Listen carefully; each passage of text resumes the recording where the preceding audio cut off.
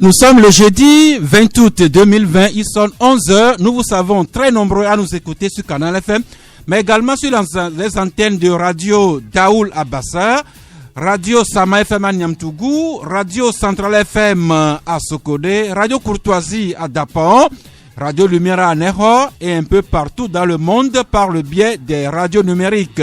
Et Radio Gameli. Nous n'oublions pas ceux qui nous suivent sur l'application Canal FM. Toujours remercier les techniciens qui transportent nos voix depuis le studio jusqu'à vos oreilles. Aujourd'hui, c'est au nombre de 3, Datevi Thomas, Michel Vitogbe Tomenga et Géraud Dakoucha. Les confrères déjà 3, mais nous espérons avoir jusqu'à 5. Pourquoi pas, mais commençons par les présenter dans l'ordre d'arrivée. Magloire Teko Kenvi de Front des démocrates, bonjour. Bonjour Sas, bonjour à tous. Ambroise Yao Ponjo de The Guardian, bonjour. Oui, bonjour Sas, bonjour les auditeurs et les auditrices de Radio Canal FM. J'aimerais profiter de cette occasion pour lancer un appel au ministre de la Justice, que le palais de justice, quand vous arrivez au palais de justice, hier, lors de l'audience qui a été renvoyée de la plainte de Léa Diakli contre... comment on appelle l'alternative. Beaucoup se sont plaints que le micro ne fonctionne pas dans la salle. Oui. Beaucoup ne se sont plaints. Donc, je ne sais pas, avec cette modernisation qui a commencé depuis 2008, il faudrait qu'on y arrive aussi là-bas, sonoriser les palais de justice pour que ceux qui sont derrière puissent aussi entendre et écouter ce que les juges en disent. Merci. Monsieur le ministre de la Justice, faites en sorte que les micros du palais de la justice marchent et que nous puissions suivre les audiences. Michel Tchadja de Voilà les vainqueurs, bonjour. Bonjour, ça c'est... Bonjour aux confrères ici présents et bonjour Canal FM. Merci. Eh bien, l'actualité, comme vous le devinez bien, est bien assez riche, mais nous avons priorisé aujourd'hui les derniers hommages qui se rendent aujourd'hui à l'homme d'État Edouard Edem Kodjo en lien avec la situation sociopolitique dans notre pays. Nous allons nous transporter au Mali pour suivre l'évolution de la situation dans ce pays et des informations de proximité que j'ai lues dans vos journaux et qui me sont dignes d'intérêt. J'espère bien qu'on aura le temps de tout aborder. Entre-temps, le plateau qui est au complet avec Elom Atichogbe de la Nouvelle Tribune. Bonjour. Bonjour Sas, bonjour Canal FM. Jean Legrand Polorini de Canal D, bonjour. Oui, bonjour Sas, bonjour aux confrères au studio et bonjour à toutes les auditrices et auditeurs de Canal FM. Merci. Tradition que nous respectons. La pensée du jour, c'est un grand pasteur qui a dit que la victoire est un mauvais professeur car elle nourrit notre orgueil. Encore une fois, la victoire est un mauvais professeur car elle nourrit notre orgueil. Tâchons de demeurer modestes dans nos victoires. En prélude, elle nous suit actuellement depuis le premier quartier résidentiel de Lomé, entre la Poste et le collège protestant. Elle se connaît. Elle s'appelle Madame Adotevi Akwe Adoude Liliane. Elle souffle une bougie de plus. Elle célèbre son jubilé d'Azalé, pour ne pas donner l'âge exact. Eh bien, Madame Adoude Liliane Adotevi Akwe, Canal FM, le club de la presse que vous suivez, nous vous saluons. Joyeux anniversaire.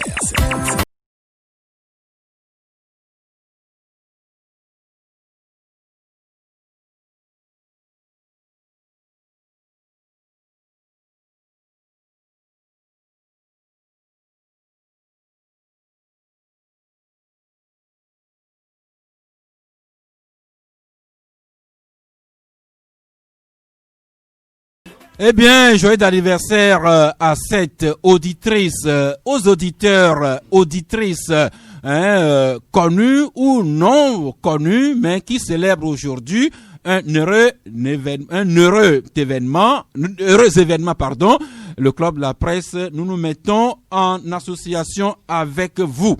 Pendant que nous sommes au studio, je parie que la messe d'enterrement de M. Edem Kodjo doit tirer vers la fin. Et si la cérémonie est terminée, Edem Kodjo doit être conduit actuellement dans sa dernière demeure dans la stricte intimité familiale telle que le programme le laisse entendre. Et nous faisons le constat, que Edem Kodjo va être enterré ce 20 août, ce qui nous rappelle que c'est le 20 août 2006 que l'accord politique global avait été signé. Cet accord politique global qui avait été l'acte majeur du gouvernement de Edem Kodjo II. Oui, comme quoi le hasard n'existe pas. Vous savez, comme j'ai l'habitude de le dire, c'est de cela qu'il s'agit. Il n'y a jamais de hasard dans la vie. Je crois que Edem Kodjo reste quand même une personnalité d'envergure qui a marqué quand même, le paysage politique togolais. Et quelqu'un de cette trempe, on peut en avoir chaque 10, 20, 25, 30 ans. Ce n'est pas tous les jours qu'on a des gens de la trempe d'Edem Kodjo, quelqu'un qui a su valoriser son pays sur la scène internationale, qui a été secrétaire général de l'Organisation de l'Unité africaine, par le passé devenue Union africaine, et quelqu'un qui, sur la scène internationale, s'est démarqué par ses nombreux ouvrages dans le domaine de la littérature, par exemple, et aussi dans le domaine de la médiation, puisqu'il était envoyé spécial dans la crise congolaise, et quelqu'un qui également à travers également Madagascar. Le Madagascar également, quelqu'un qui a une fondation qui œuvre pour la paix et le panafricanisme sur le continent. Pax Africana. Et je crois que pour quelqu'un de cette envergure, de cette trempe, il mérite quand même tous les honneurs pour le conduire à sa dernière demeure, et que toutes nos prières l'accompagnent. Merci. On a déjà beaucoup parlé d'Edem Kodjo. On continuera par le faire. Mais aujourd'hui, je voudrais qu'on s'appuie sur son action politique. Vous, Michel Tchadja, vous étiez à Lomé en 2005, quand Eyadema venait de trépasser et qu'on venait de faire des élections présidentielles en avril 2005, avec tout ce que cela avait causé comme mort, blessure et exil. Edem Kodjo avait été nommé à la tête du gouvernement à la surprise de bon nombre dans les rangs de l'opposition.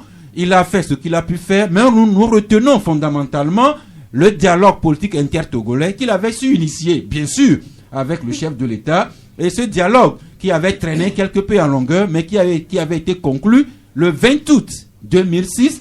Vous rappelez cet APG qui contenait toutes les issues de sortie de crise, et c'est le jour d'anniversaire de cet accord que Edem Kodjo va être enterré. Je vais dire tout simplement que, en tout cas, tout dépend de la volonté de sa famille, parce que choisir 20 août, je pense que cela relève de la volonté de la famille d'Edem Kodjo. Dans tous les cas, ce qui est sûr, c'est que le peuple togolais tout entier est en train d'accompagner Monsieur Edouard Edem Kodjo à sa dernière demeure.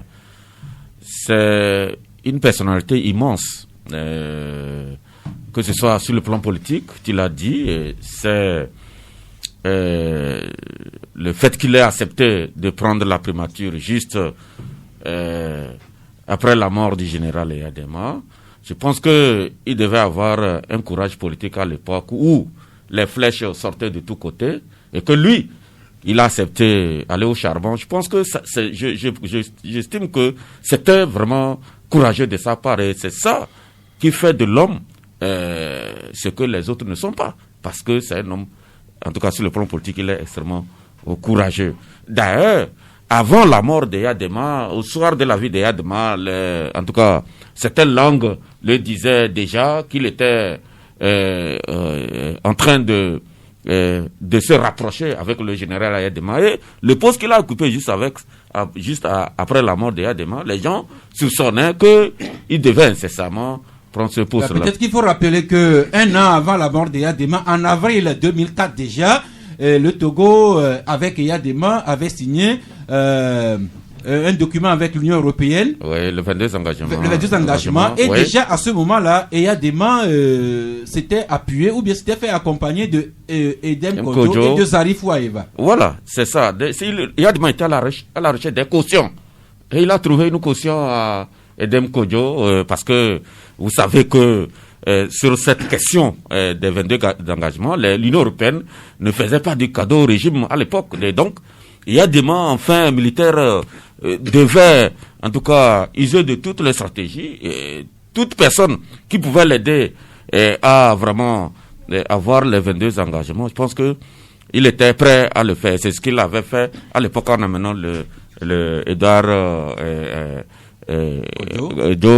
Kodjo avec lui. Mais vous savez, comme l'histoire politique du Togo nous le dit, le plus souvent des gens sont incompris.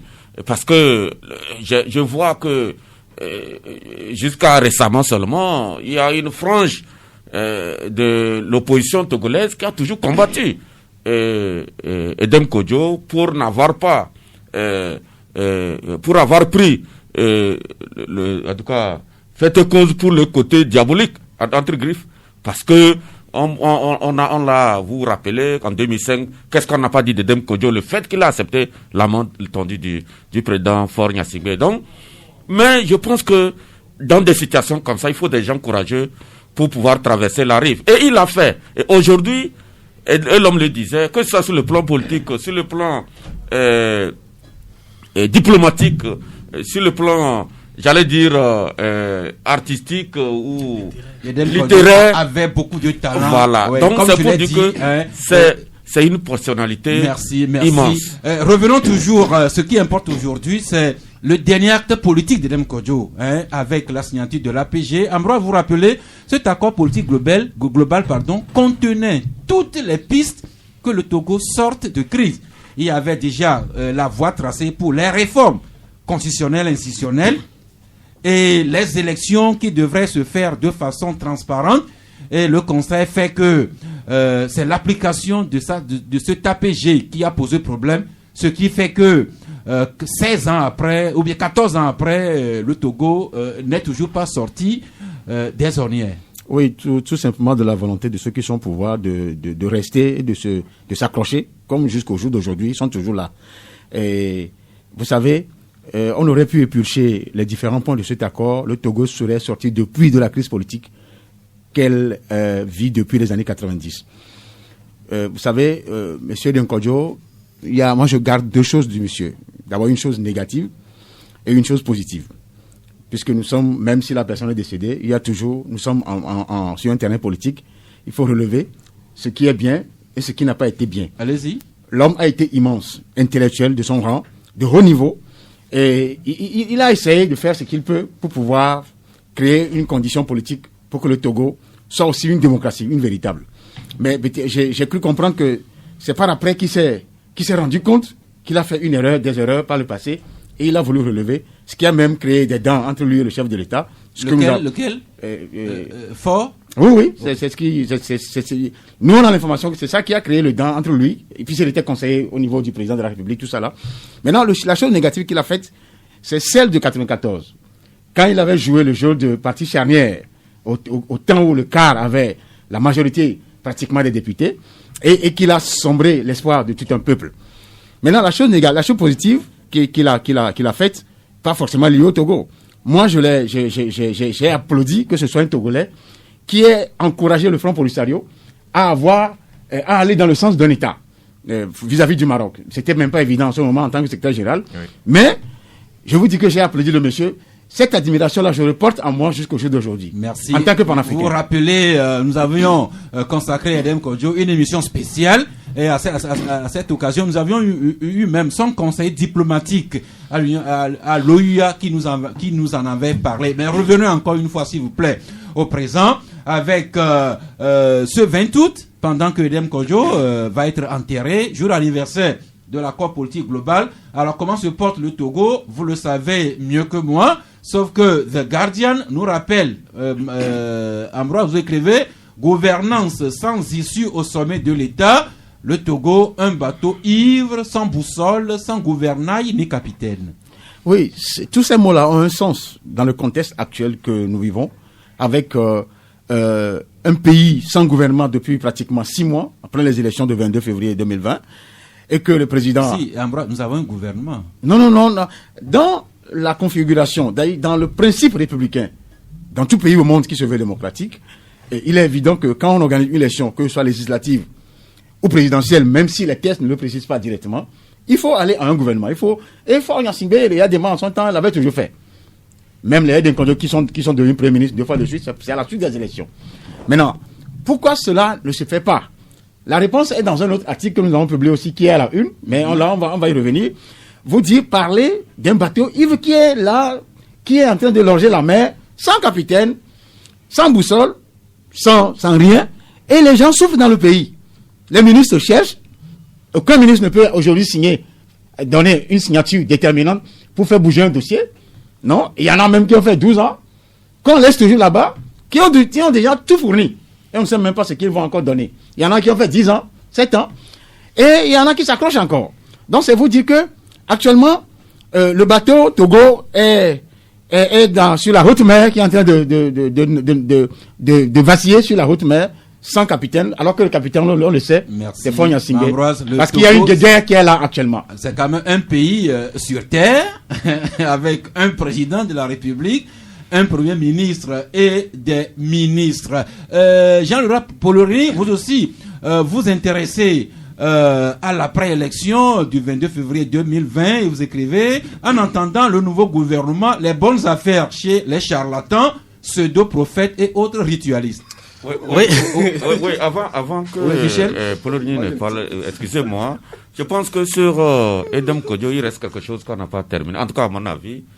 Aujourd'hui, on va l'enterrer, mais il y a dans l'histoire un fait qui le suit. C'est qu'il n'a pas proclamé un concours qu'il a organisé en 1996.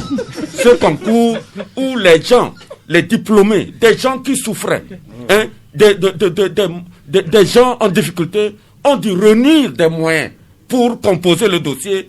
Et ce concours n'a jamais été proclamé dans ce pays. Jusqu'à organisé par en 1996. Ce concours le suit. Oui. Un autre auditeur qui rappelle quand même que Edem Kodjo avait pris des actes pour améliorer les primes des missions des Togolais à l'étranger. Revenons maintenant à cette période-là où Jean-Laurent Polori, les Togolais attendent toujours le premier gouvernement du 4e mandat de Faure Gnassingbé. Oui, c'est ça qu'il est question, parce que il est vrai que beaucoup aujourd'hui se plaignent. Tout le monde attend le nouveau gouvernement si certains sont mécontents. Il faut dire que c'est la saison des bonnes affaires pour certaines personnes. En l'occurrence, les charlatans, féticheurs, spiritualistes et puis les marabouts, vendeurs de bonnes illusions de tout acabit. Parce que actuellement, tous les ministres et la plupart sont nerveux, ont la pression, parce que l'attente dure. Et c'est éprouvant pour eux, parce que beaucoup, la nuit, font des sacrifices pas possibles. Certains sont dans des couvents. Vous parlez comme si vous en étiez témoin. Oui, non, ça, nul ne va l'ignorer aujourd'hui, parce que c'est monnaie pratique, c'est monnaie courante et puis c'est pratique. Parce qu'aujourd'hui, beaucoup ne jurent que par ça. Même s'il est vrai que le poids politique pèse. Lorsque vous avez œuvré pendant la campagne aux côtés du chef de l'État, vous êtes sûr que sûrement il va se rappeler de vous. Mais néanmoins, vous comptez sur ça. Mais néanmoins, les gens attachent encore, comme on le dit en langue vernaculaire. Les gens ne dorment pas. Ce qui fait que on se pose beaucoup de questions. Qu'est-ce que le chef de l'État attend depuis? Est-ce que les forces spirituelles que les gens utilisent vraiment ont trop d'effet sur lui? Ce qui fait qu'actuellement, il a mis un recul. Il est en train de réfléchir pour voir comment faire pour trouver les bonnes personnes. Parce que depuis longtemps qu'il nous a dit qu'il y a une minorité qui pille le pays. Jusqu'aujourd'hui, on n'a pas encore arrêté cette minorité. Donc, on se dit, bon, peut-être qu'il est en train de réfléchir pour trouver les bonnes personnes qui vont moins voler, parce que il s'est rendu compte que peut-être il est entouré de personnes négatives qui ne font pas vraiment ce qu'il attend. Mais tout est que actuellement, les charlatans et tout ça, c'est la période des bonnes affaires. Autrement dit, les lieux de culte ont beau être fermés, mais les charlatans ne chôment pas. Oh, ils ne chôment pas ça. Eh bien, quel oiseau rare Faure Gnassingbé va trouver à la tête du gouvernement? La question lui reste posée. C'est une question qui relève de ses prérogatives particulières, même si The Guardian écrit que le choix du Premier ministre divise Faure Gnassingbé et les barons de son système. Oui, c'est une information très avérée que nous publions. Bon, vous savez, je viens de le dire, les articles que Guardian a publiés ce jeudi s'entremêlent au vu de l'actualité que nous avons et du contexte même politique post-électoral. Vous savez, depuis mai, Faure Gnassingbé a prêté serment suite à l'élection de février. et que les Togolais attendent toujours ce gouvernement-là, comme je l'ai dit tantôt, dans le respect du principe républicain. Sauf que ce gouvernement n'a jamais été formé. Le confrère a aussi relevé des choses qui peuvent être à l'origine, des morts subites et autres, ajoutées aux crimes rituels que nous avons évoqués aussi dans le cas de Vaughan. Certains en ont parlé de Blita. Maintenant, la pomme de discorde entre Faure Gnassingbé et les barons, ceux qui ont servi Eyadema et qui continuent par servir le fils, aujourd'hui, c'est l'oiseau rare dont tu parles. Qui va être le Premier ministre? Faure Gnassingbé a trouvé un nom. Il a trouvé quelqu'un. Il vous l'a confié? C'est un journaliste qui vous parle. Okay. Selon les informations que nous avons, notre source, et une source concordante, nous a précisé qu'il a un nom qui devait sortir, qui devait aller à la conciliation, à la réconciliation du peuple togolais. Et surtout qu'il a voulu aussi étendre l'appareil administratif à l'opposition, ce qu'il avait déjà signé avec l'UFC, qui n'a pas forcément marché, mais avec les autres oppositions, avec les autres opposants, pour pouvoir aller au partage, ne serait-ce que de certains postes, avec même les sociétés, avec les autres opposants. Mais le nom qu'il a évoqué n'a pas reçu l'assentiment de certains barons qui, peur de représailles, ont carrément dit que le nom du monsieur ne répond pas à la configuration géopolitique sur lequel se base habituellement le Togo pour pouvoir composer son gouvernement sur le plan ethnique, géopolitique et des contingences qui y tournent. Parce que le Premier ministre venant toujours du Sud et que le président vient toujours du Nord. Donc, c'est la raison évoquée par ces barons-là. Alors que contrairement au président de la République qui pense que quand certains disent qu'il n'y a pas de crise, lui on reconnaît au moins de façon tacite qu'il y a une crise silencieuse, qu'il faut quelqu'un qui puisse amener les gens à sortir, faire avancer le Togo. Donc c'est ça qui divise Faure Gnassingbé et ses barons jusqu'au jour d'aujourd'hui. Et il n'arrive pas à trouver par le chef de l'État, il n'arrive pas à trouver ne requerrait pas l'assentiment des barons. Et ils ont dit à Tlassou de continuer par assumer sa responsabilité de Premier ministre. C'est là où nous en sommes et c'est les faits qui sont avérés et nous le disons. Là, c'est vous qui le dites. Je ne donne pas le nom, donc qui parle, c'est dans le journal de Guardian. Merci. Donc, nous allons quitter un peu le Togo pour nous aventurer au Mali. Amos Ambroise, vous avez un petit commentaire? On va directement au Mali. Ambroise ou Mangala? Plutôt Baglois. Oui, un petit mot sur le plan national. Juste un petit mot. Que je m'en voudrais si je ne place pas un seul mot sur les obsèques de Monsieur Demkodjo. Vous l'avez dit, en tout cas, l'un des actes majeurs du gouvernement Demkodjo fut donc l'APG. Et on le dira également que l'un des acquis de l'APG a été donc la reprise de la coopération entre le Togo et l'Union européenne dont nous jouissons jusqu'à ce jour. Parce que à ce jour, quand on prend les partenaires au développement du Togo, eh bien, il me semble que l'Union européenne est en pole position. Et donc, tous ces acquis, on peut pas parler de l'homme. Et Demkodjo. Sans parler de cet aspect-là.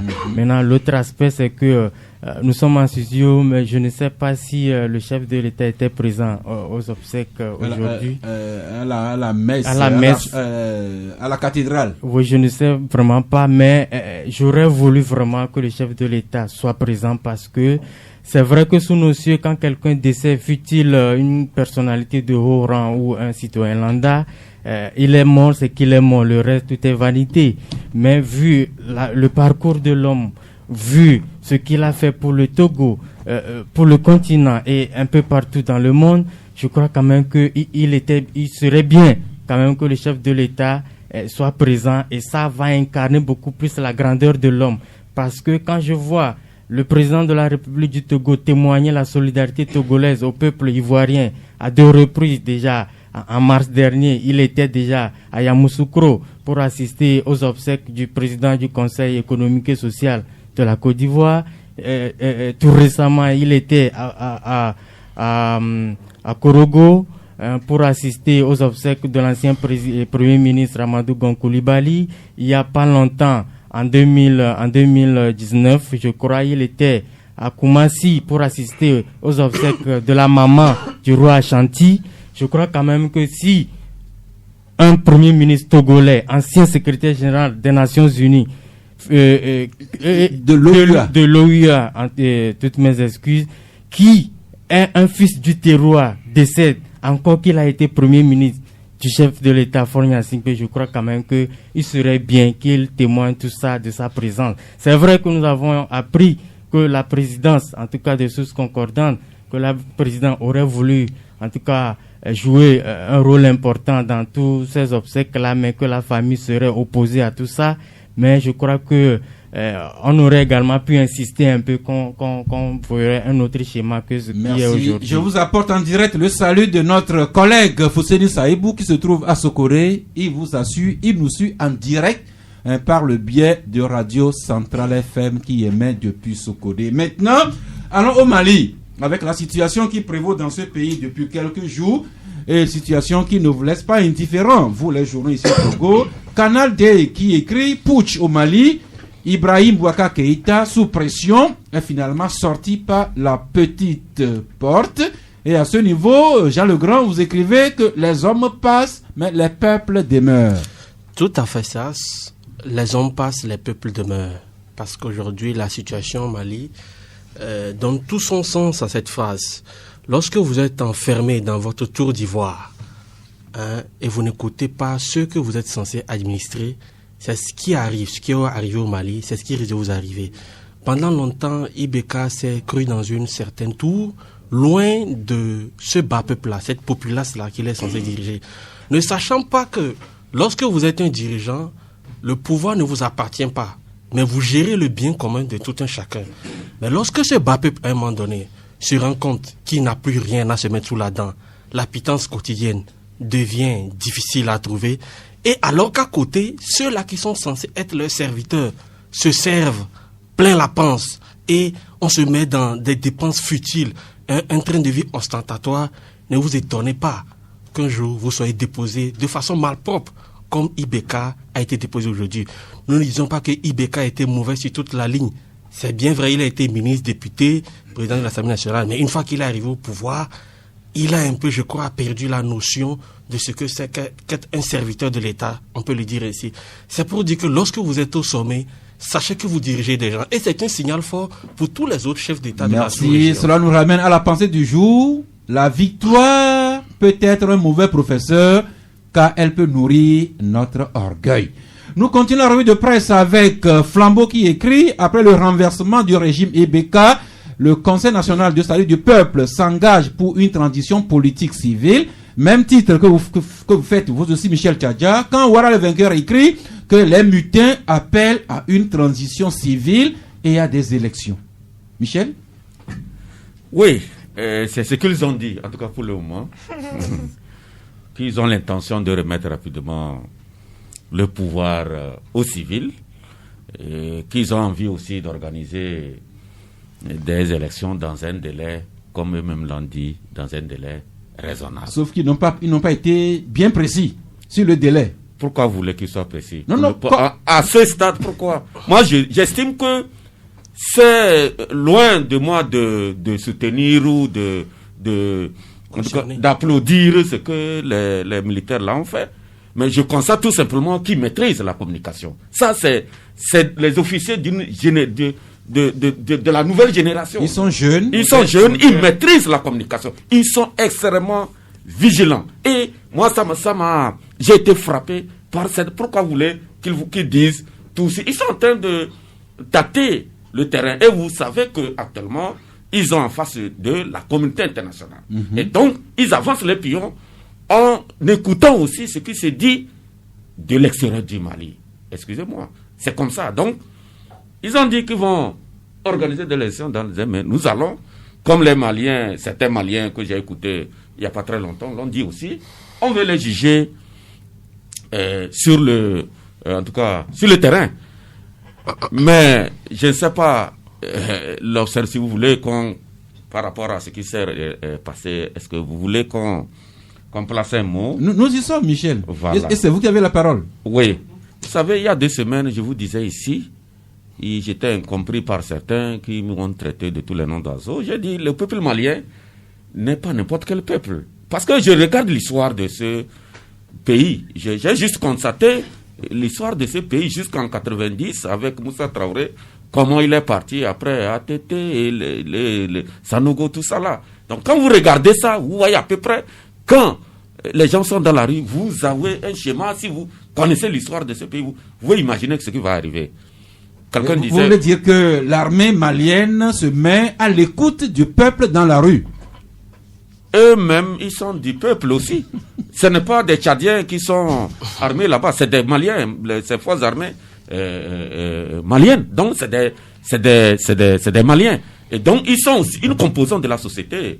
C'est ce qu'ils ont tenu à préciser dans leur toute première déclaration. Mais c'est malheureux quand même qu'on en soit là, parce que vous savez, cette communauté, quand j'écoute, depuis mercredi, quand j'écoute cette communauté internationale, des fois, j'ai envie de rire. C'est-à-dire, je dis, mais on est sur quelle terre là? Parce que quand la communauté internationale n'arrive pas à trouver des solutions, les Maliens ont trouvé leur solution à eux.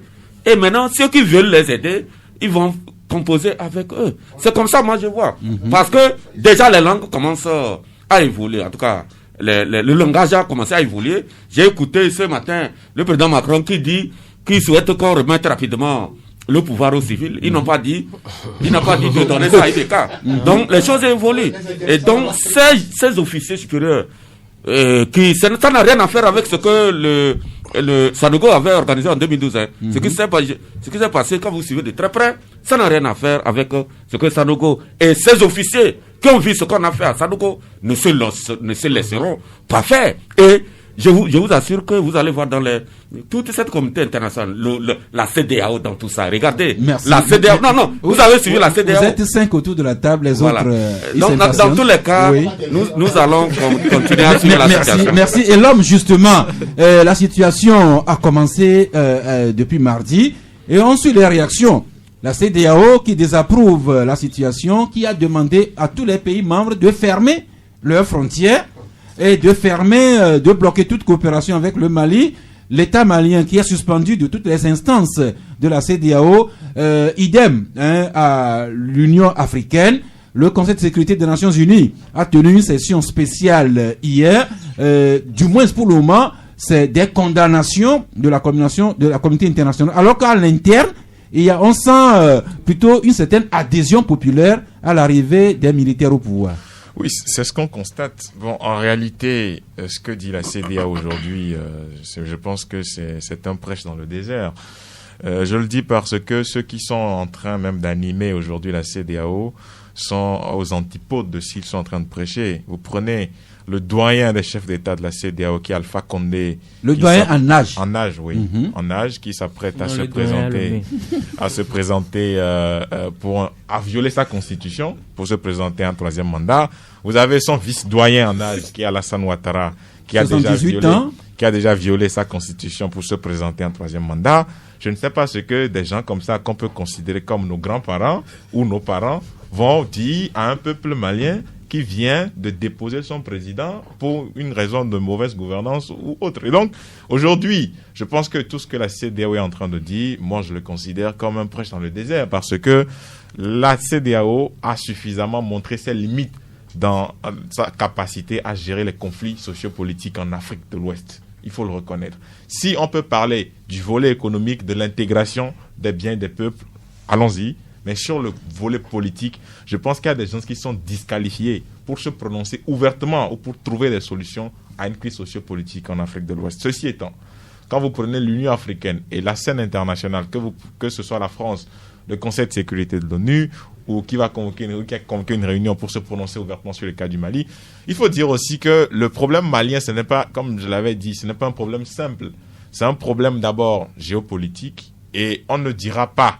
Moi, je ne serais pas étonné si demain, parce que ce qui s'est passé là, depuis quelques jours, jusqu'à ce qu'on les dépose le président, qu'il démissionne lui-même, je crois que ça a été bien organisé. C'était pas un truc où les gens se sont levés, ils ont commencé à faire du tapage. C'était un truc bien organisé jusqu'à ce que les militaires viennent prendre le pouvoir et s'organisent à le transmettre aux civils. Bon, parce qu'au Mali, quand vous avez sur ce territoire quelqu'un qui est au nord du pays, là où il y a l'or, l'uranium et puis d'autres ressources minières, vous avez aussi quelqu'un qui fait sa loi. En fait, le Mali était dirigé par 2 chefs d'État, un officiel et un officieux. L'autre qui était au nord, c'était quelqu'un qui avait l'armée, qui avait son corpus juridique et qui avait un territoire... Vous parlez de la région de Kidal. De la région de Kidal. Et qui avait un corpus juridique. C'est tout ce qu'il faut pour un État. l'armée, vous avez le territoire, vous avez un corpus juridique. Quand le président... Et des soutiens plus ou moins officieux ou officiels à l'extérieur. Effectivement. Et pendant ce temps, la CEDEAO n'avait rien dit. Et on savait qu'il y avait un président officiel IBK, un président officieux. Le gars, il signait des décrets, il avait ses ministres, il avait son armée, il avait son gouvernement, il avait son drapeau. Et la CEDEAO n'avait rien dit. Mais représentés aux Nations Unies, je vais t'aider. Vous parlez de la Zawad, là. Ils sont représentés aux Nations Unies. Hein. Effectivement. Ils sont représentés aux Nations Unies. Et donc... Enfin, mais pas de façon quand même pas officielle. de façon officielle. Ah oui, mais attendez. Voilà, donc, en fait, c'est un problème. C'est pourquoi je dis que c'est un problème complexe. Et pendant ce temps, les relations internationales que le Mali entretenait avec ces pays, ces pays, la France, etc., personne n'a trouvé, n'a dit par rapport à ce que le monsieur faisait, c'est-à-dire le président officieux. Maintenant que ça a commencé à tirer, les gens ont commencé à manifester. La CEDEAO vient pour dire que non, on va trouver une solution. C'est pourquoi je vous dis que cette histoire de communauté des États d'Afrique de l'Ouest, franchement, ça me donne de l'urticaire. Franchement, parce que on ne peut pas cautionner ça. Nous, on fait partie des gens, des leaders d'opinion. On voit ce que les aînés ou ces chefs d'État sont en train de poser. C'est vrai, il n'est pas facile d'être chef d'État. Mais quand... c'est pas forcé. Oui, c'est pas facile d'être chef d'État, je le reconnais. Mais... Oui, c'est pas facile, mais Jean Legrand dit que c'est pas forcé non plus. Oui, ce n'est pas forcé. Quand tu veux être chef d'État et que tu veux véritablement être démocrate, mais sois démocrate. Quand on dit 2 mandats, fais tes 2 mandats. Merci. Eh bien, à Ambroise, la CEDEAO donne la nausée. À Elom, la même CEDEAO donne l'urticaire. Nous venons à vous, ma gloire. La situation au Mali, eh bien, il y a quand même un principe. Il y a un principe quand même juridique, un principe démocratique que les militaires maliens viennent de violer. La mode, c'est que les militaires restent dans la caserne et laissent la politique aux civils. Ça, convenons que les Maliens viennent de violer ce principe, mais malgré ça, vous écrivez dans votre éditorial Front des démocrates le salut du peuple, un éditorial dans lequel vous rappelez les principes qui devraient régir toute action gouvernementale. Évidemment, vous l'avez dit, c'est tout à fait, en tout cas, clair, tout le monde l'a vu. Et on le sait d'ailleurs que dans les principes régaliens, ce n'est pas autorisé que l'armée intervienne dans les affaires politiques. Mais on s'est rendu compte que ceux qui composent l'armée ou ceux qui constituent l'armée, c'est également et avant tout des Maliens, c'est des fils du Mali. Et donc la gestion du pays les incombe. Mais alors, il y a déjà des antécédents avec Sanogo par exemple. Même avant Sanogo, il y avait eu une série de coups d'État. Pourtant, les Maliens, les forces armées maliennes, ils le savaient très bien que les coups d'État n'étaient pas permis, en tout cas de façon régalienne. Pourtant, ça intervient toujours, ça voudra dire qu'il y a un problème. Est-ce que c'est nous qui interprétons mal ce principe ou alors est-ce que c'est les gens qui agissent mal? Mais nous constatons par ce coup d'État que les Maliens, c'est vrai qu'il y a un problème géopolitique au départ, mais beaucoup plus c'est un problème sécuritaire pour le Mali, avec les difficultés de tous ordres que l'autorité malienne a pour pouvoir contrôler en tout cas l'intégrité territoriale du Mali. Ça, c'est un problème général et les Maliens se soucient, n'est-ce pas, à converger leurs énergies, leurs actions pour pouvoir venir, n'est-ce pas, des groupes djihadistes qui menacent donc la sécurité au Mali.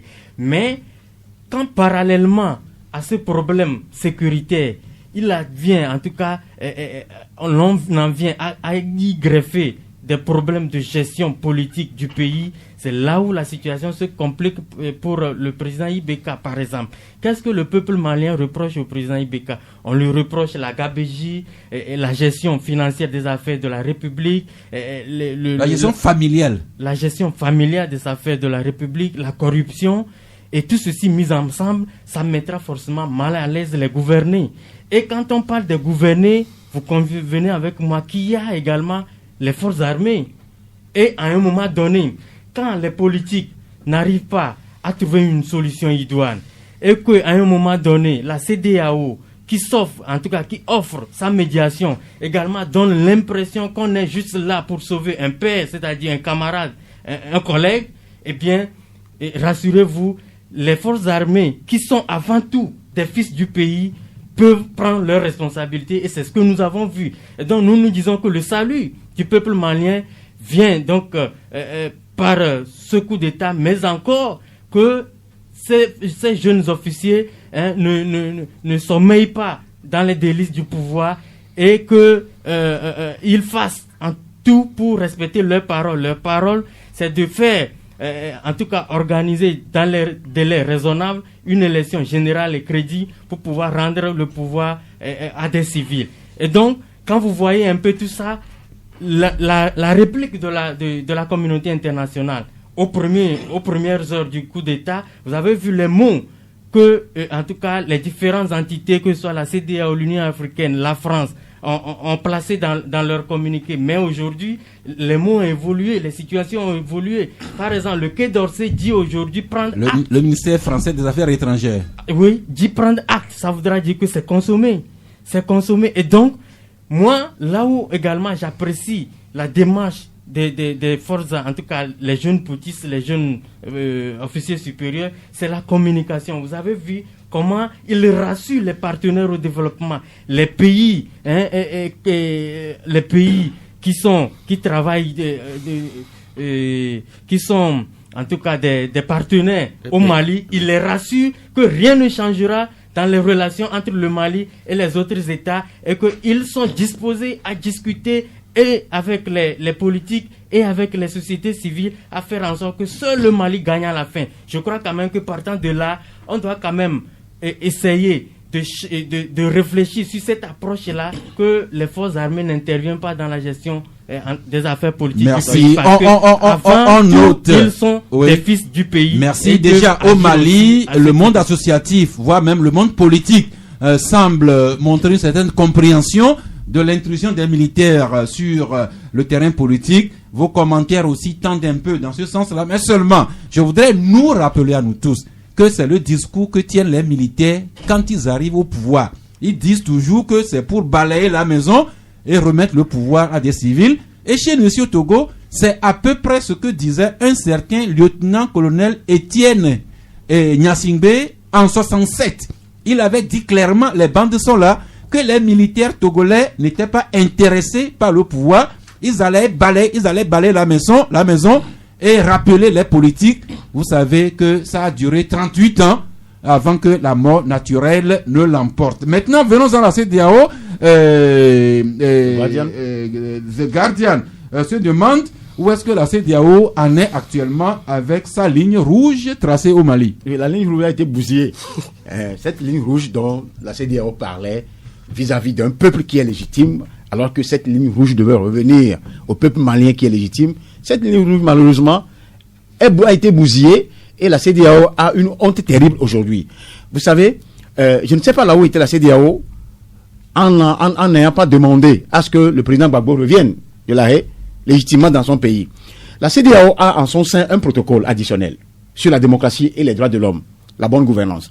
Ce protocole, certes, ne recommande pas à ce qu'on fasse un coup d'État où on enlève un président constitutionnellement établi par les élections. Mais le même protocole limite le mandat à 2. Où était la CEDEAO quand Faure Gnassingbé a sauté le verrou ici, a continué à faire 4 mandats? Où était la CEDEAO quand les présidents guinéens et Alassane Ouattara, sur la jurisprudence togolaise, veulent aller à un 3e mandat? Donc moi, cette CEDEAO qui se veut la CEDEAO des peuples ne se résume qu'à un syndicat de chefs d'État, à un syndicat de copains et de copines qui se soutiennent quand il s'agit de se sucer du lait et du miel au pouvoir. Difficilement les gens arrivent à laisser le pouvoir. Barack Obama a laissé le pouvoir, il est tranquille. Et il y a encore d'autres présidents qui sont dans ce continent qui ont quitté le pouvoir tranquillement. Le cas du Mali est un cas géopolitique lié à la question religieuse. Je comprends au Mali, quand Michel disait que les peuples ont différentes cultures, les peuples sont différents. Au Mali, on ne joue pas avec les militaires qui sont souvent des soutiens au peuple dans le pays. C'est ce qui est arrivé. La CEDEAO allait juste comprendre un peu le M5 et aussi comprendre à ce que le président ne parte pas du pouvoir, mais changer le premier ministre tout au moins, Boubou Cissé, qui s'accroche aussi à travers le président et réorganiser les élections législatives. On n'en serait pas là aujourd'hui. Et vous l'avez si bien dit que les militaires, même ils ont un langage diplomatique bien fin. Quand ils arrivent. Quand Non, je dis, ces derniers-là, Oui. ils savent que la pression, le contexte des Yadema est différent de ce qu'on vit aujourd'hui. Ils ne peuvent plus aller au-delà de ce qu'ils ont prévu faire. Parce que si la France aujourd'hui, certes, prend acte, d'abord il y a de l'or au centre, ça, prendre acte veut dire tout ça, mais au-delà de ça, la France sait que les militaires sont organisés, et quand un peuple est soutenu par les militaires, aucune force étrangère ne peut jamais venir dans le pays. Merci. Ça, c'est la Juste réalité. vous rappeler une certaine sagesse qui veut que chat échaudé craint. Le fraude. Ok. Et un auditeur également qui nous dit que si la seule issue reste le coup d'État pour assurer l'alternance en Afrique, il n'y a pas à le condamner. Et l'auditeur continue que les chefs d'État déguisent trop souvent leur coup d'État en modifiant leur constitution ou en truquant les élections. Mais vraiment, espérons que les militaires maliens ne déçoivent pas un certain optimisme que je note. Oui, ça, Dans le grand, actuellement, on va terminer avec vous. oui, les militaires, ils sont actuellement sous les feux des projecteurs. Vous savez, beaucoup s'accordent à dire que les militaires sont faits pour les casernes, ils n'ont pas droit à sortir et tout ça. Mais moi, j'ai dit une chose. Quand vous êtes chef d'État, vous êtes dans l'exécutif, vous avez aussi des règles à respecter. Lorsque vous ne respectez pas les règles que vous avez vues quand vous êtes arrivé, pourquoi voulez-vous que les autres respectent les mêmes règles? L'armée est venue rétablir l'ordre. Parce que vous êtes censé gérer. Quand on dit transparence, bonne gouvernance, vous faites fi de ça. Mais vous dirigez des moutons, mais ils ne sont pas des moutons quand même. Ils sont en train de voir le peuple qui est en train de souffrir.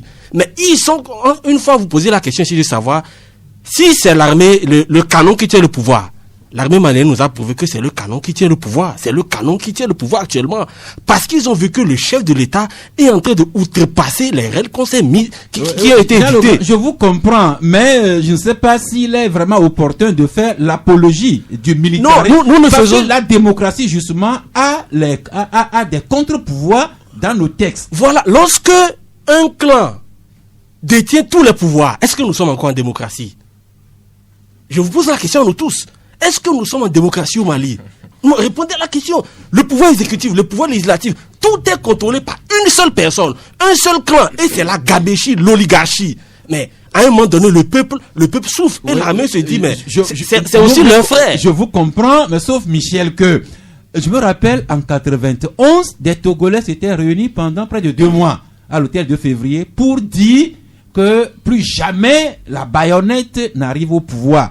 Et la constitution que les Togolais se sont donnée, il y a le pouvoir exécutif, le président de la République, son gouvernement, le pouvoir législatif, l'Assemblée, qui devrait légiférer et contrôler, disons, le pouvoir exécutif et le pouvoir judiciaire.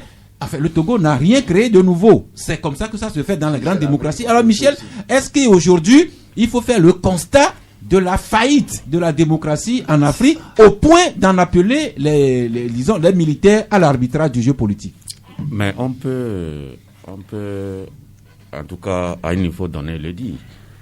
Parce que, rappelez-vous, en 91, la plupart de ceux qui étaient au pouvoir, François Mitterrand a demandé, à travers la conférence de Bâle, qu'on instaure la démocratie. Mais vous savez, les régimes qui étaient en Afrique, pour la plupart, surtout dans les pays francophones. Mais c'est de là aussi les réseaux mafieux sont venus. Ils disent, bon, démocratie là, on sait, vous allez maquiller ça, vous allez faire ceci, et puis vous êtes des démocrates. Et puis c'est fini, on va vous laisser tranquille. C'est la démocratie. Donc c'est là-bas, c'est de ce pays aussi qu'est venu, qu'est arrivé de certaines personnes pour essayer d'aider ceux qui étaient à l'époque au pouvoir, de faire la démocratie à l'heure, de tailler la démocratie à l'heure à l'africaine. Et donc, au fur et à mesure, ça fait 30 ans, mais il y a des peuples qui n'en peuvent plus, qui n'en supportent plus cette façon de faire. Et je voulais dire tout simplement que la CEDEAO, je veux qu'on revienne sur la CEDEAO. Vous savez, quand ces gens-là, Nous parlons des chefs d'État. Et d'une institution quand même, oui, la de 45 ans qui a fait certaines preuves. Non, pas ça. Vous savez, la plupart du temps, il y a des ministres, il y a le président de la commission qui vont déblayer le terrain. C'est eux qui reviennent au palais dire que voilà, c'est entre celui-là et celui-là que ça se passe avant que les chefs d'État ne sortent de leur palais. Il y a des gens qu'on envoie en éclaireur. Dans tous les cas, quand les chefs d'État vont pour régler les chefs d'État de la CEDEAO vont pour régler les problèmes dans un pays, si chacun prend la parole, pense à lui-même son fauteuil dans son pays, ça veut dire que la règle du jeu est faussée. Ça veut dire qu'il n'y aura pas une solution. Parce que tous les chefs d'État qui vont dans le pays, dans la sphère CEDEAO, quand ils vont pour régler un problème dans un pays, chacun parle en tenant compte de chez lui. Donc, quand c'est comme ça, là, ça veut dire qu'il n'y aura aucune solution. Et les Maliens, je l'ai dit et je le répète, ça n'engage que moi. Les Maliens ont trouvé une formule. Elle n'est pas bonne, hein. En tout cas, a priori. Ce n'est pas une bonne. Je ne suis pas pour les coups d'État. Oui. Mais les Maliens, je vous l'avais promis ici, que les Maliens trouveront une solution. Merci. Et ils l'ont fait. Merci. Maintenant, qu'est-ce qui va se passer? Moi, l'avenir nous le dirait. L'avenir nous le dirait, mais j'observe les pas de ces jeunes. Merci. Mais je voudrais quand même nous rappeler que, comme ça se fait ailleurs, nous gagnerions beaucoup plus en demeurant des États de droit où ne prévalent que les lois et les comportements démocratiques. Nous allons nous revenir sur le sujet, sûrement à partir de 12h, mais j'ai quand même parcouru vos journaux. Il y a des articles que je trouve intéressants. Je voudrais qu'on en aborde certains. Et là, Anti Chogbe, vous nous parlez du secteur informel au Togo dans cette période de la réponse à la Covid-19, avec les frontières notamment terrestres qui sont fermées, mais vous sonnez une alerte. Attention à la contrebande dans nos économies. Oui, nous sommes intéressés à ce dossier suite justement à la décision de l'OTR de pouvoir procéder au marquage des produits à partir du 1er septembre. Vous savez qu'il y a beaucoup de produits qui passent dans le secteur informel. Et donc, nous avons fait des recherches. Nous sommes tombés sur un rapport du Trésor français qui renseigne les hommes d'affaires francophones dans le monde. Et dans ce rapport, justement, il y a des chiffres publiés en plein Covid ou en pleine pandémie, comme on le dit, en pleine pandémie coronavirus, sur la contrebande entre le Togo, le Bénin, le Burkina Faso et d'autres pays également. Et donc, ce que nous invitons les forces de l'ordre et de sécurité à faire aujourd'hui, c'est de redoubler de vigilance au niveau de ces frontières, parce que dans ce rapport, justement, il est précisé que les importations et les exportations sont à la hausse en ce qui concerne ces frontières. Merci. Avec la pandémie, l'économie est déjà au ralenti. Le gouvernement consent d'énormes efforts avec des exonérations fiscales. Et si, en plus, la contrebande devrait s'y mêler, alors attention, quand nous serons arrivés à bout du coronavirus, quelle économie nous retrouverons? Autre article, toujours de votre journal, vous nous transportez dans le fait de Tchamba. Avec cet article, Acha Deji, qui a sauvé la préfecture de Tchamba de la crise. Un petit mot, Elom? Un petit mot, c'est une crise qui couvait dans la zone. Vous savez que Tchamba, pour beaucoup de personnes, c'est dans la région centrale, pour ceux qui ne connaissent pas la localité. Et il y avait une affaire de bœuf. Une affaire de bœuf qui a tourné au vinaigre entre le préfet, madame le préfet, Aïssetou Titipina, et des jeunes de la localité, parce que c'est la communauté turque qui avait offert des bœufs à la communauté musulmane de Tchamba. Et la préfet a commencé à tarifer les bœufs, c'est-à-dire que pour avoir un bœuf, vous devez payer la somme de 17 000 francs. Alors que ça avait été offert gratuitement par la communauté turque. Et donc, ça a été rédigé dans une plainte dont nous avons copié le 10 août 2020.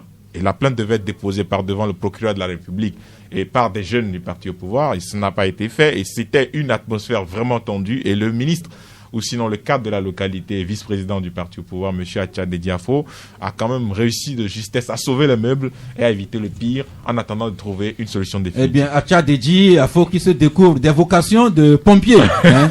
Merci. Autre article, Magloire Teko, vous nous transportez chez vos oncles sur le plateau de Kouma. Et vous nous parlez de la station de Koumakonda, dont nous entendons parler, mais qui n'a pas toujours les équipements qu'il faut. Oui, voyez-vous, quand on parle de la météorologie au Togo, tout le monde a déjà à l'idée la station météo Koumakonda. Et ça, ce centre est une référence, on va le dire ici, en matière de météorologie au Togo.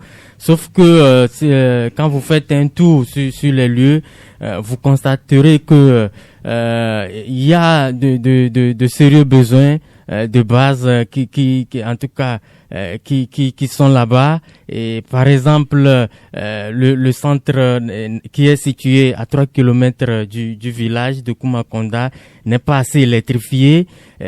Électrifié ou pas assez? Pas assez, parce que, non, en réalité, ceux qui ont été une fois là-bas sauront de quoi je parle. Il y a le centre technique, là où il y a le dispositif technique.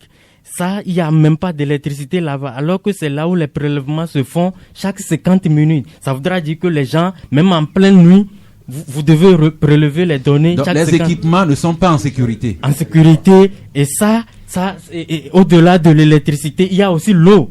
Voyez-vous, Qui manque à la station. Voilà, il faut en tout cas remplir certains bacs de données pour pouvoir avoir des données justes. Ça manque. Et ce qui est important à relever là-bas, c'est que le personnel est obligé de prendre des bidons pour faire 3 km à pied pour aller chercher de l'eau, Merci ce qui n'est beaucoup. pas bien. Et ça, notre objectif, oui. c'est d'amener les gens Merci. à agir très Autre vite. article intéressant, vous nous rappelez que la BOAD a un nouveau président et vous nous rappelez les défis. Oui, la BOAD a un nouveau président, M. Serge Ekoué, qui vient en remplacement de son compatriote Christian Develan, dont le bail est arrivé à terme.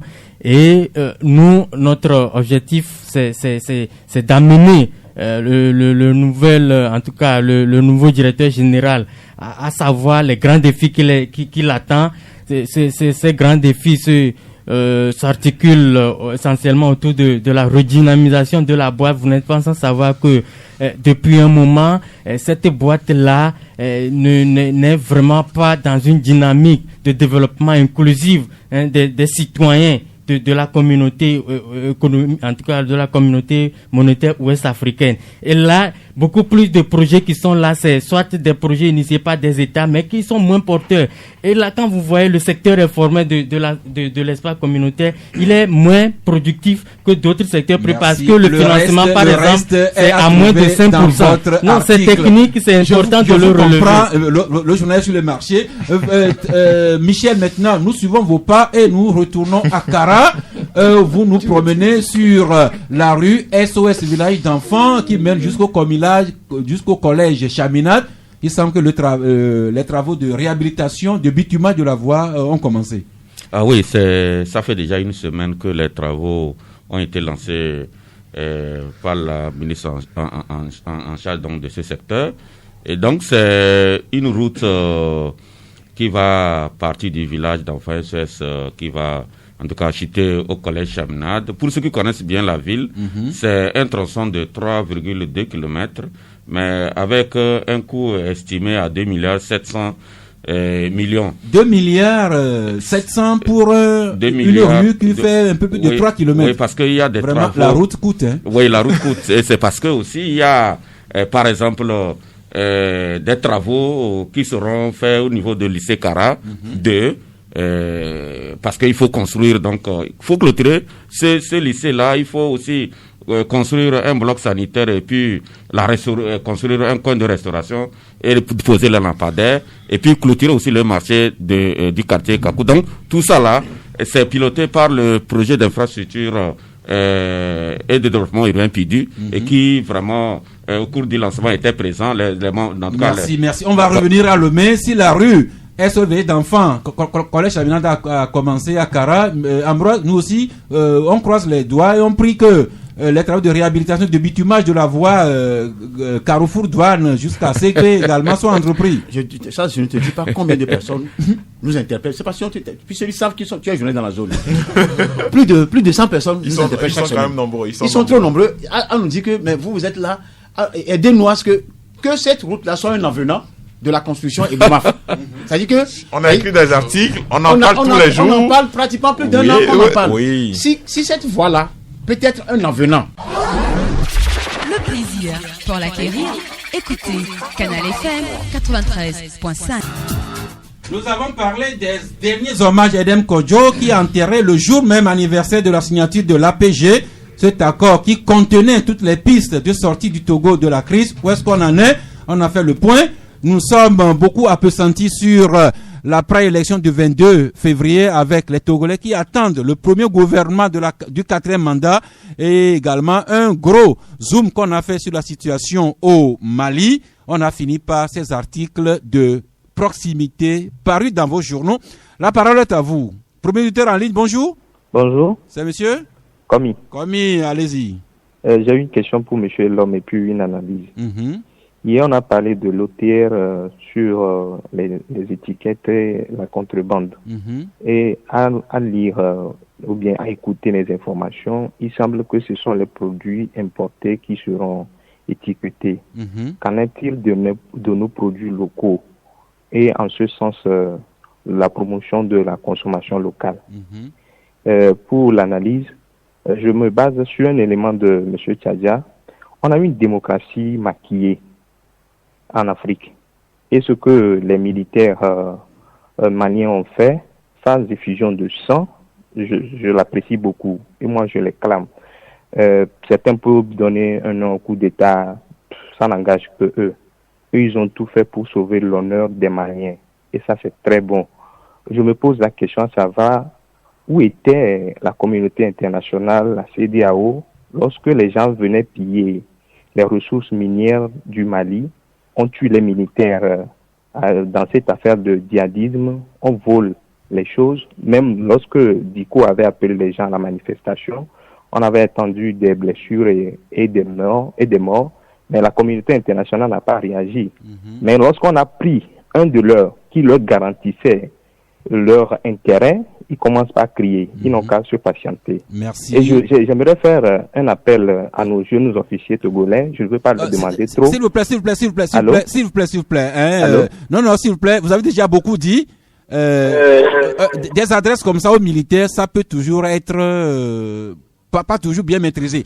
Mais les confrères ont noté vos questions. Ce que l'OTR a lancé pour le traçage des articles importés, qu'est-ce qu'il en est des produits made in Togo? Les confrères vont vous répondre. Pour le moment, nous prenons l'auditeur suivant. Bonjour. Oui. C'est Karim de Picheta. Oui, garez bien Karim, le taximan. Je suis déjà garé, moi j'ai déjà serré comme ça. Ok, eh bien, allez-y. Ouais, vous parlez de la route de CP, vous voulez mon village. Il y a trop d'écho autour de vous, l'ami Karim. Je viens. Oui. Vous parlez après vous parlez de la route de CP. Oui. Vous oubliez que moi je suis né depuis à la préfecture de Hao, à 17 km du goudron. Et aujourd'hui j'ai 30 ans. Et il n'y a même pas d'eau potable dans mon village. Votre village s'appelle comment? Votre village s'appelle comment? S'appelle Abilewe. Pardon? Qui arrive à 17 km du goudron. Ok.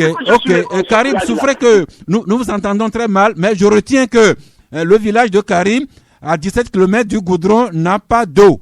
Peut-être que le gouvernement peut inscrire cela prochainement dans un programme, pourquoi pas. Le suivant, bonjour. Bonjour. Oui. Oui, c'est Pelé. Oui, Pelé, allez-y. Oui, je salue le plateau. Bon, je vais intervenir d'abord pour le Mali.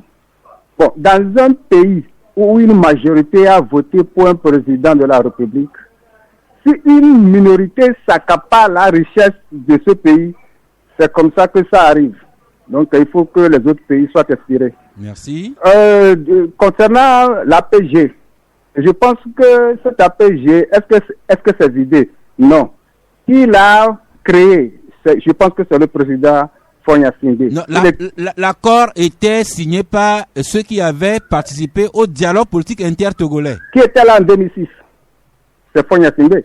En 2005, quand il était arrivé, il y avait problème. Il y avait M. Denkodjo qui était arrivé pour créer un gouvernement tampon avec les dossiers agnons. Tout ça, la fin des opposants.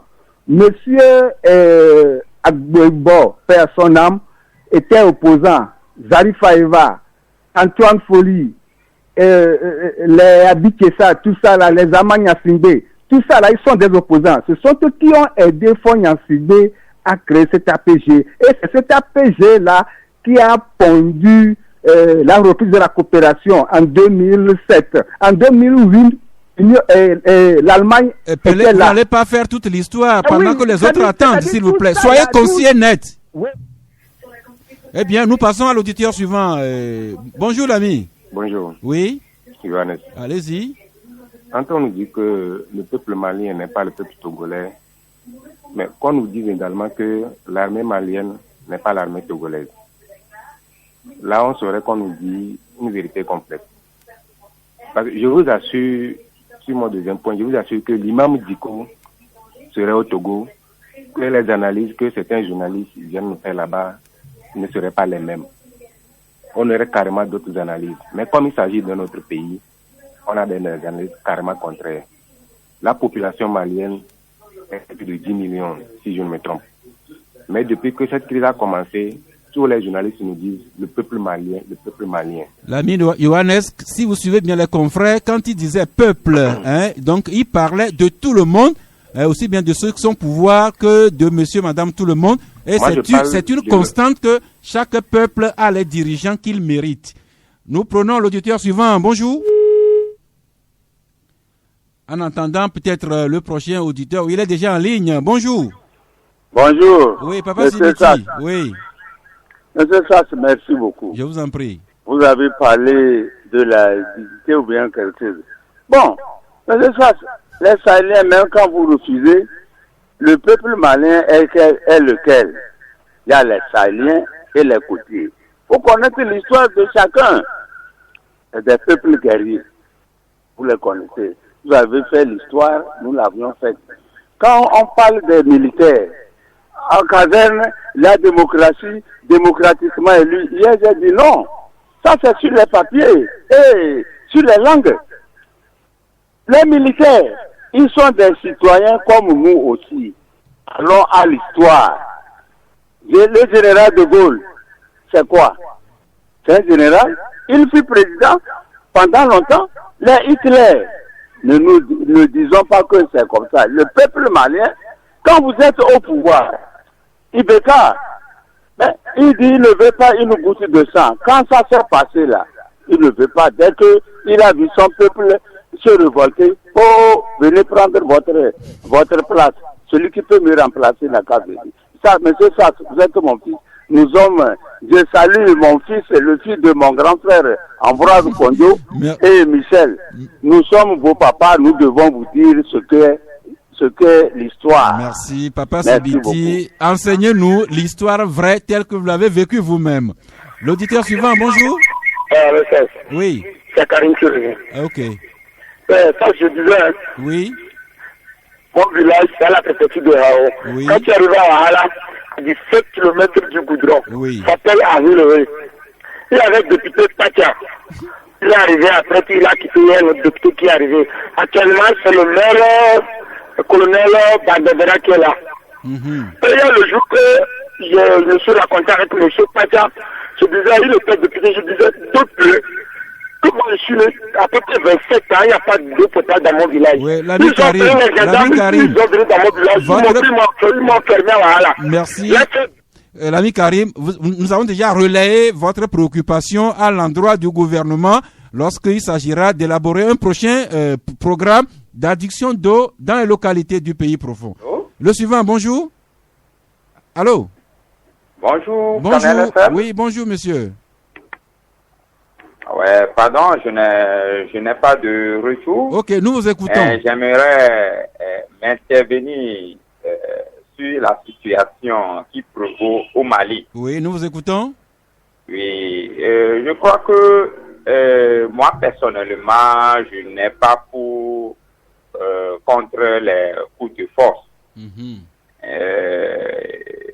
Il faut condamner ça et un président légalement élu, on ne doit pas le faire partie comme ça. Mais je crois que on n'a pas besoin de sortir dans des grandes universités pour savoir que c'est l'irresponsabilité et la médiocrité de la CEDEAO et de l'Union africaine qui a fait aujourd'hui que les militaires au Mali n'ont plus le choix. Vous voyez?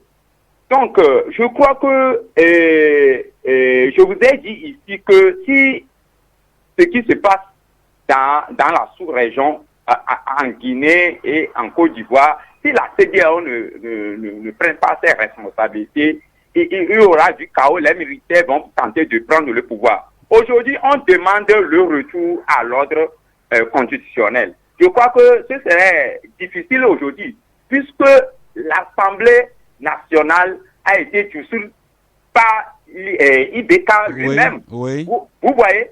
Donc, aujourd'hui, on dépêche le président sénégalais. Autrement dit, vous semblez dire que c'est l'irresponsabilité, l'attentisme des organisations de sous-régionales et continentales qui ont conduit la situation au Mali. Vous croyez que la même chose se répète dans les pays voisins? Exactement. Merci beaucoup. Nous avons compris l'essentiel. Nous passons à ceux qui attendent en ligne. Bonjour.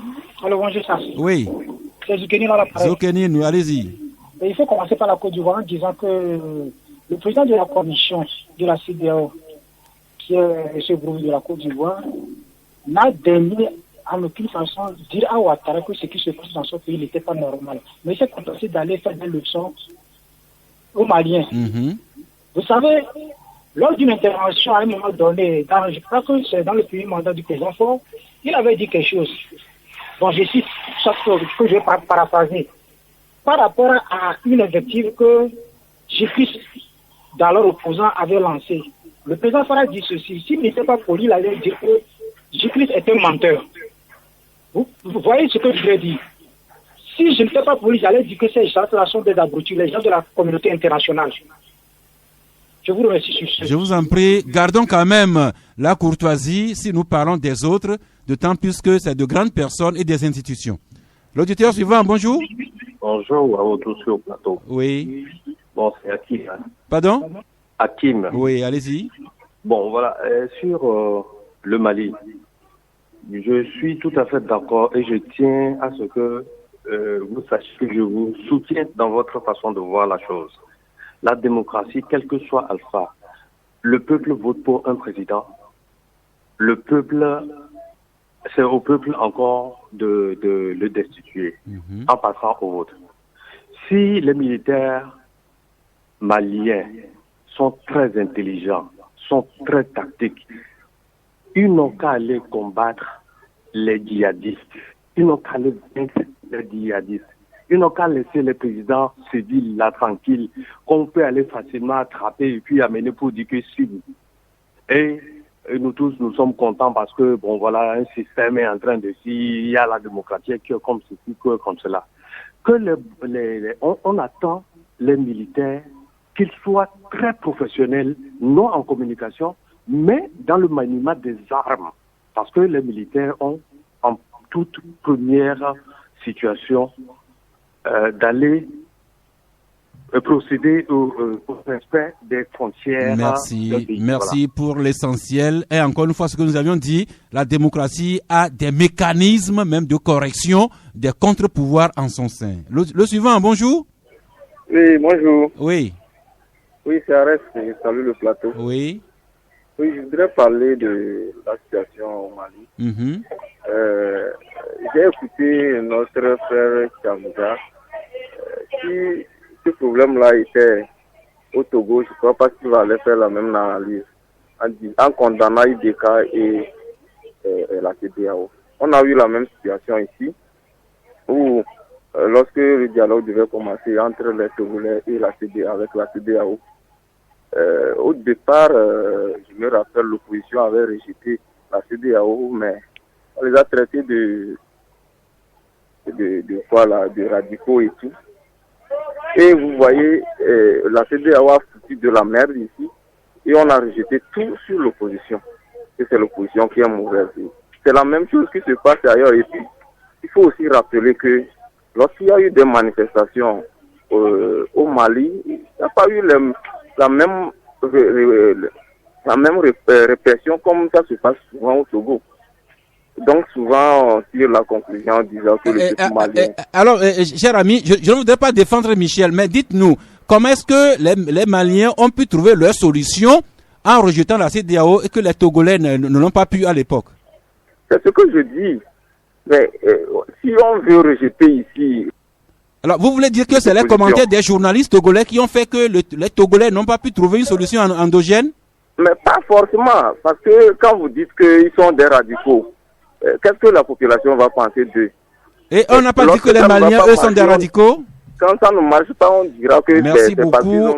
Merci de faire de la presse l'agneau sacrificiel, alors que le problème se pose au plan national. L'auditeur suivant, on va terminer par là. Allô? Oui, bonjour. Bonjour, monsieur. Oui. Tout d'abord, je salue le plateau. Merci. J'aimerais apporter de l'eau à votre moulin. Bon, le lundi passé, si vous devez écouter RFI, les chefs supérieurs de l'armée malienne, on les a impliqués dans une affaire. Dans un rapport. Et le lendemain, le mardi, que le coup d'État ait lieu. Oui. Tout ça là, ça veut dire que l'armée malienne veut brûler les pistes. En passant pour dire que, comme le mouvement MC, prendre les revendications de MC pour faire leur propre revendication. Sinon, c'est pas de la bonne manière. Merci beaucoup. Ils étaient là depuis quand le premier ministre d'ancien a été arrêté là. Ils étaient où? Le chef de l'opposition, Smaïla Cissé. Voilà. Pourquoi ils n'étaient pas intervenus pour le relâcher? Donc, ce que l'armée malienne, c'est pas bon. Merci. On va terminer par là. Nous vous remercions pour votre vigilance et vos points de vue pluriels qui nous permettent de nous remettre en cause et de rechercher autant que possible l'information vraie. Et là, une question vous avait été adressée. Je crois qu'il revient à l'administration de l'Office togolais des recettes de nous renseigner par rapport aux dispositions prises en ce qui concerne le marquage des produits locaux. Merci beaucoup. Eh bien, on va faire le traditionnel tour de table. Vous avez chacun 1 minute pour une dernière précision ponctuée de votre carton de fin d'émission. Michel? Non, je voulais encore rappeler, il y a un auditeur qui venait de décrocher mon nom. Moi, c'est Tchadja, je ne m'appelle pas Tchamdia. Et puis, ce que nous venons dire ici, c'est pratiquement une bouteille jetée à la mer. Hein. Nous faisons l'analyse. Les analyses que nous faisons, c'est à partir des faits. Nous ne sommes pas là pour... Si quelqu'un trouve satisfaction, tant mieux. Nous ne sommes pas ici pour faire plaire, pour dire des choses, pour faire plaire à qui que ce soit. Et nous ne dirons pas des choses que les gens ont derrière la tête. Ça, qu'ils le comprennent. C'est comme ça. Ça, cette mise au point, je tenais à la faire parce que des fois, les gens interprètent nos idées. Ils veulent qu'on dise ce qu'ils ont derrière la tête. Nous, on ne le dira jamais. Nous dirons ce que nous-mêmes nous voyons par rapport à la situation. Merci. Voilà. Vous terminez pas votre carton? Non, je n'ai pas de carton. Sauf que je voulais une fois encore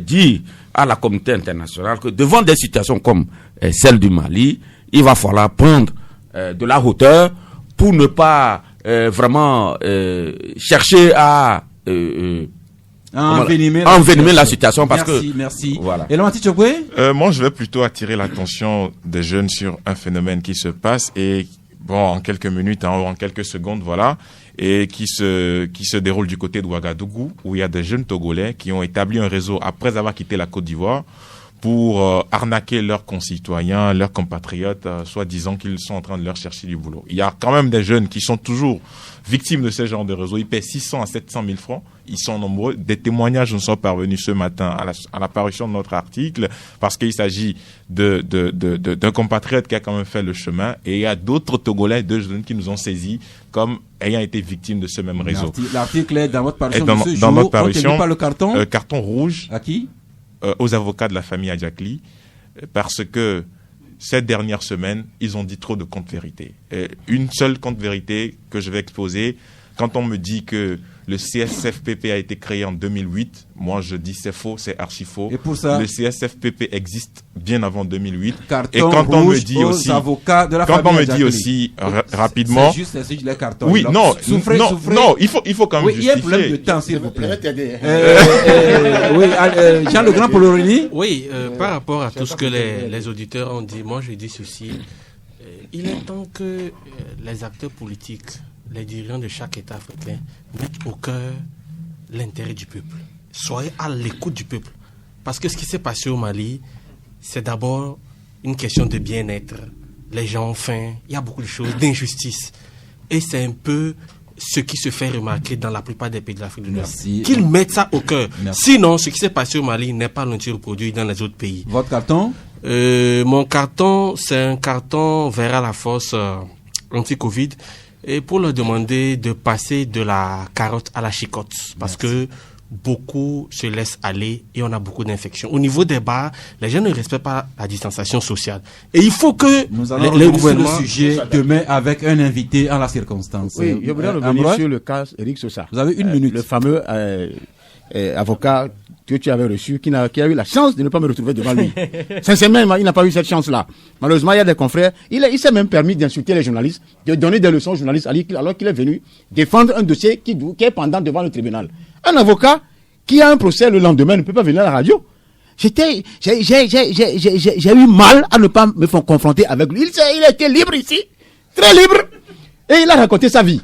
De toutes les façons, le dossier est pendant devant le tribunal. On attend M. Eric Sosa au tribunal, pas sur une radio. Merci. M. Ferdinand Haïté est un journaliste qui est venu défendre le dossier en tant que journaliste sur une radio. Ambroise, mon carton va à Mme Mathilde Benyanao, qui est à Radio Fata. Elle est secrétaire là-bas. Mathilde Benyanao. Madame Mathilde Benyanao. Carton vert. Tout simplement, elle nous suit tous les jours. Alors, le plus clair de l'émission a été fait sur l'actualité au Mali. Je vais y rester pour conclure.